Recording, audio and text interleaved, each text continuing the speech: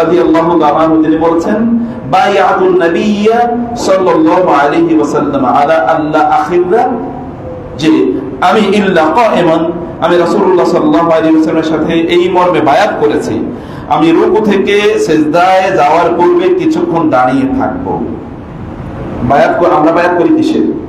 বায়াত বড় ইস্যুতে হয়, এবং রাসূল সাল্লাল্লাহু আলাইহি ওয়াসাল্লামের সাথেও অন্যরা কিন্তু বড় ইস্যুতে বায়াত করেছেন। কিন্তু তিনি বললেন যে আমি বায়াত করেছি যে আমি রুকুতে যাব, রুকু থেকে যখন সিজদায় যাব তার আগে দাঁড়াবো, অর্থাৎ রুকু এবং সিজদার মধ্যখানে কিছুক্ষণ আমি দাঁড়িয়ে দোয়া করব।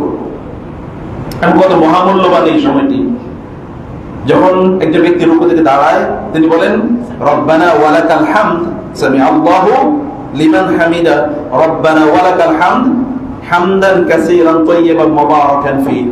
এতটুকু যদি বলে, যখন তিনি বলে রব্বানা ওয়ালাকাল হামদ, তখন ফেরেশতারাও বলতে থাকেন কি রব্বানা ওয়ালাকাল হামদ বা রব্বানা লাকাল হামদ। রব্বানা লাকাল হামদ বা রব্বানা ওয়ালাকাল হামদ যখন আপনি বলেন তখন ফেরেশতারাও বলে।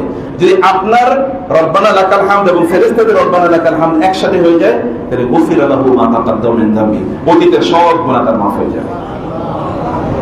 তাহলে এখানে যখন হাকিম ইবনে হিজাম রাদিয়াল্লাহু তাআলা শপথ করেছেন, খুব সাধারণ মানে সামান্য কোনো শপথ ছিল এটা না, এটা খুবই গুরুত্বপূর্ণ শপথ ছিল, বিশাল, কারণ আপনার সব গুনাহ মাফ হয়ে যাবে। এরপরে যখন আপনি বলেন হামদান কাসীরান তাইয়িবান মুবারাকান ফি, কোন একজন সাহাবী যখন রাসূলের পিছনে এটি পড়েছিলেন, সালাত ফেরানোর নামাজ সালাম ফেরানোর পর রাসূল বললেন যে কে এরকম দোয়া পড়েছিল আমার পরে পেছনে, এবং রাসূল কিভাবে শুনলেন?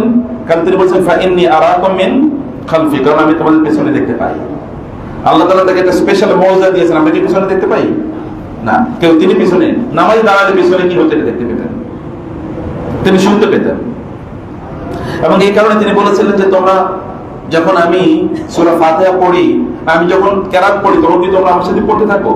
তখন তারা বলেন হ্যাঁ ইয়া রাসূল, আপনি যখন পড়েন তখন আমিও পড়ি। তখন তিনি বলেন না, তোমরা এটা করো না, তাহলে তোমাদের কেরাতের কারণে, তোমাদের পড়ার কারণে আমার কেরাত একটু কি হয়ে যায়, একটু এখানে ইখতিলাফ তৈরি হয়ে যায়, কনফিউশন তৈরি হয়ে যায়। তোমরা এটা করো না, শুধু সূরা ফাতিহা আমার পিছনে পড়ো, আর কিছু পড়ো, শুধু সূরা ফাতিহা পড়ো। রাসূলুল্লাহ সাল্লাল্লাহু আলাইহি ওয়াসাল্লাম তিনি তাকে বললেন যে কে এরকম দোয়া করেছিলেন?